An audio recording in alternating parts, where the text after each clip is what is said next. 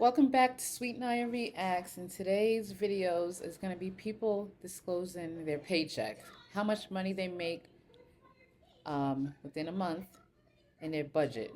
They're letting you know what their budget is, how much they have to spend out, pay out, and bills and other expenses, and how much they have left after paying everything out for daily living.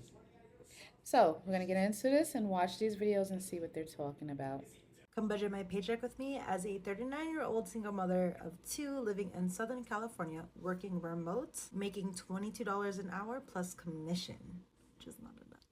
You already know the drill. Today we're going to be going over my paycheck breakdown from January 10th until January 23rd. And just a heads up, it is going to be my 40th birthday on the 24th, so be prepared. Be prepared. For this paycheck, my gross income was $1,823.58. For my taxes, a bunch of you guys have been asking why my taxes are so low. I do claim on there, so I don't really get taxed for federal tax, but I still get state income tax, Medicare, California SDI, and that came out to a total of $133.96. And then for my deductions, which include medical, dental, vision, as well as my 401k, that came out to a total of $364.02 for a net payout of $1,325.60. Now I'm gonna show y'all how I make that work.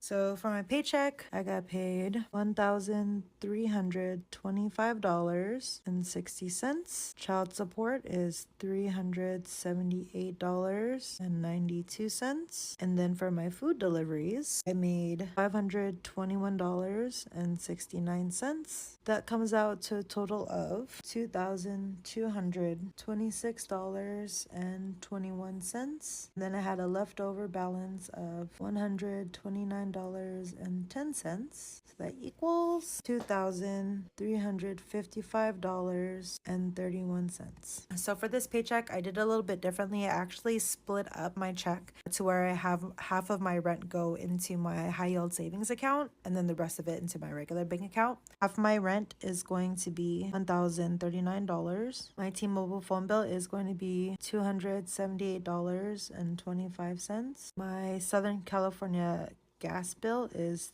$33.92. Talking Parent subscription is $12. My internet bill is going to be $51.24. Apple Music, and this is a family subscription of $16.99. My 6 terabyte iCloud subscription is $29.99. Kids allowance is going to be $54 since they'll have Monday off. And then I'm going to be putting $39 into my savings. So that comes out to a total of $1,554.39 for my debt. So you guys haven't been seeing my car payment because I haven't had to pay a car payment. I was so far in advance that I didn't have to pay one until this month, and now our car payment is back. So car payment is going to be $573.14. My tire payment is $60.49.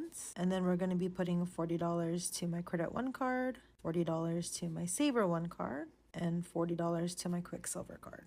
So my debt is going to come out to a total of $753.63. And so now for my leftover, we're going to basically take my income of $2,355.31 minus my bills of $1,554.39 minus my debt of $753.63, and I should have a leftover of a whopping $47.29. I just got paid, so budget my paycheck with me as a 21-year-old PRN CNA who's in college. For this pay period, I picked up a total of 4 extra shifts, so I worked 6 in total.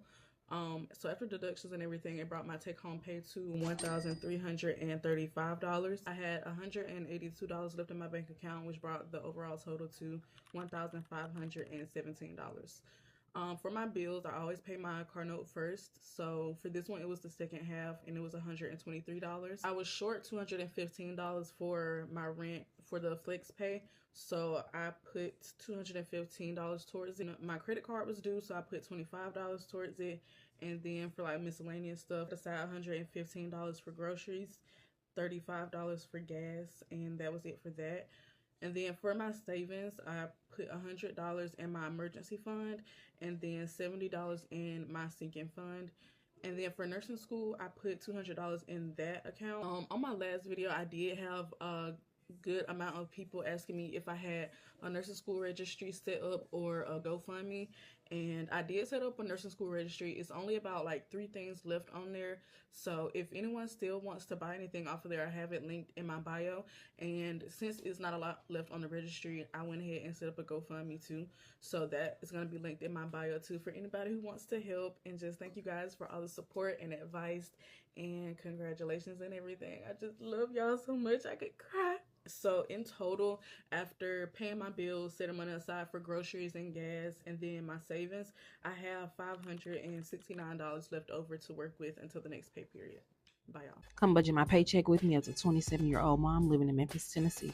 My gross pay was $2,646.74. After taxes, I took home $2,246.79. $337.02 went to my savings, so I have $1,909 to spend. Y'all already know I paid the first half of my rent through Flex, which was $1,180.61. Yes, my utilities are included with my rent. Next was my little baby. I got him Pampers, wipes, and some winter clothes, which came up to $230. With my car note and full coverage insurance, it comes up to $575, and my dad did pay that. I put $100 to $150 to the side for groceries and $50 to the side for gas. I'm also saving up for a camera, so I have a separate savings account. Every time I get paid, I do put $100 in there. And whatever left over, I just shop a little bit. Just a little bit. I go on Amazon. TikTok is payday, so let's budget my checks with me. Hey TikTok, it's payday, so let's budget my checks with me as a 27-year-old mother with 2 jobs.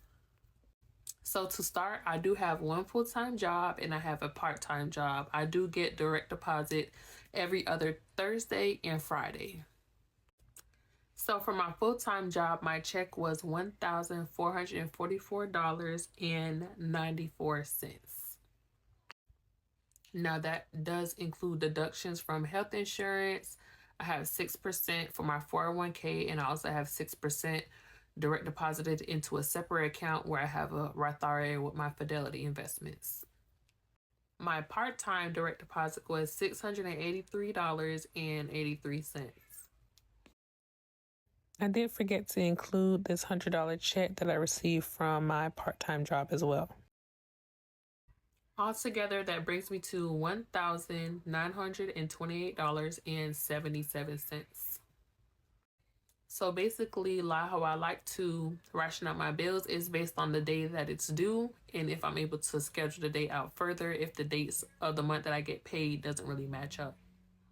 So first things first, of course, we're going to pay our bills first.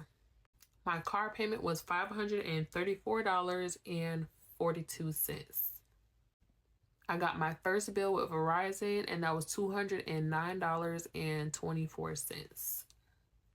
My life insurance comes out once a month on the 25th, and that was $25.50. My son's daycare fee is $48 a week. So what I usually do is take $100 out and just pay that so that I have a balance going forward. It just, I don't know, it's a mind thing for me. Now, I do work from home for my full-time job, so I only take $25 out for gas because I don't drive that much. My braces payment every month is $139. I do have a separate cell phone bill with another company, and that was $78.03. Now, separate for this, what I don't really call her bills, my grocery one that I budgeted was $120. I bought both of my sons a pair of shoes to start school shopping, and that was $127.81. I did get a pedicure with gel and my eyebrows arched. That's $55. And I wanted to get my son change of clothes for daycare, so I put $50 to the side for that as well. Now, all in total, that came up to $1,464, leaving me with $464.77. Now, as you guys seen in my previous video, I did start saving for my home. I ended up taking $100 out of it because I may have put too much in there. So one of the bubbles I circled for this paycheck was $150. So I also put the $100 back. So That's $250 that I'm putting back towards the housing fund. What then leaves my spending money or my safety net money till I get paid again to $214.77. Usually these things will be used for gas, extra food if I run out of groceries before I get paid again, or any miscellaneous things that I do need to spend money on. Let's budget my $2,000 Taco Bell paycheck. Let's budget my Taco Bell paycheck. I make $18.50 hourly and $27.75 on OT. I did get a raise, so it did go up. My gross pay was $19.52 and 86 cents. My taxes are $243.95, and my health insurance is $75, leaving my net pay is $16.33 and 91 cents. I worked a total of 97.04 out of 100 hours. Okay, my bills. My car note is $300. My AT&T is $139. My internet is $24, and my Reliant is $114. Let's add all these together.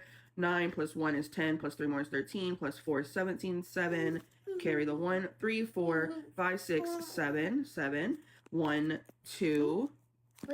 5, 577. We are gonna add all of my groceries and stuff. So 150, 160. We'll do savings at the very end. That will be 7, 7, 8, 9, 10, 11, 12, 13, 14, 15, 16, 17, 18, 8. Carry the 1, 5, 6, 7, 8. 887. So then we're gonna take 1633 minus 887. You can't take 7 out of 3. That becomes a 2. That becomes 13. That is 6. 8 out of 2 cannot do. So then we're going to make that a 15. Make that a 12. That is 4. 8 out of 15 is 6. Actually, it's 7. We have 746 left. I'm going to put 400 into savings. That leaves me with 340. 100 into savings. That leaves me with 3. Actually, it's 7. We have 746 left. I'm going to put 400 into savings. That leaves me with 346. How much you guys think I make at McDonald's? 2 weeks. I'm a manager. Don't let my shirt fool you. Oh, we don't make shit. Me and my husband were both managers at McDonald's.